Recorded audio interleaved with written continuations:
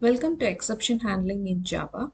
So exception is one of the important concept in Java in order to deal with errors or any kind of abnormal activities that arises during runtime or during compile time, and even it disrupts the normal flow of the program and its execution.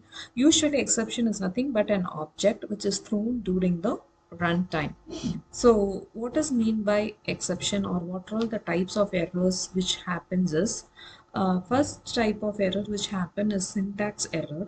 So this particular error arises because we are not following the syntax and the rules which is given for that particular programming language. We are not following it, and it is usually detected during the compile time itself. The compiler will take care of detecting the syntax error. And next type of error is runtime error. This particular error occurs when the program is running. If that particular environment detects some anomalies, like there is a power off or memory is out, array index out of bounds, all these are called as a runtime error. And the third category of error what we have is nothing but the logic error.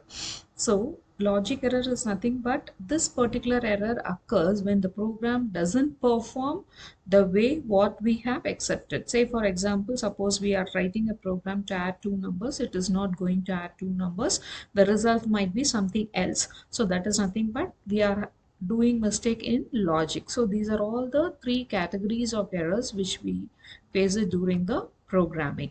So what are all the types of exceptions which we usually have is, one is checked exception, the other one is unchecked exception. And what is mean by checked exception is nothing but the exceptions which are happening during the compile time. And unchecked exception is nothing but these are not compile time error, rather than these are all the exceptions which are happening during the runtime, and normally we have something called as error. And what is mean by checked exception? As I told, classes that is used to extend that throwable class except for the runtime exception, and errors that are happening are called as checked exception. So some examples of checked exceptions are input output exception, SQL exception, etc. And what is meant by unchecked exception? As I told, it is happening during the runtime error, that is called as unchecked exception. And some of the examples are arithmetic exception, null pointer exception, array index out of bounds exception. And the third is error, which is irrecoverable, and it should not be carried out, and it can be carried out using try and catch block. So some of the examples, as I told, memory out of error, virtual machine error, assertion error, etc. So this is the category or the dimension, or how this error can be classified.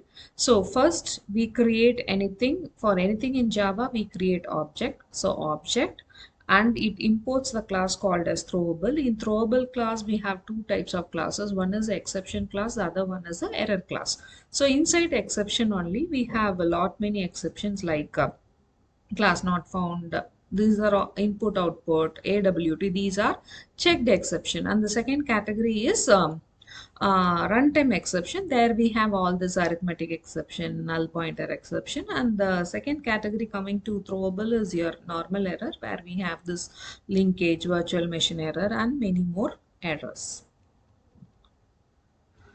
So to handle this, we have something called as four keywords, which is used in Java, that is try, which is used to enclose a segment of code that might produce an error, and throw, it is used to generally throw an exception or to describe about that exception, and catch, it is placed directly after the try block to handle one or more exceptions. And finally, it is optional statement used after your try catch block to run a segment of code regardless if the exception is occurring or not.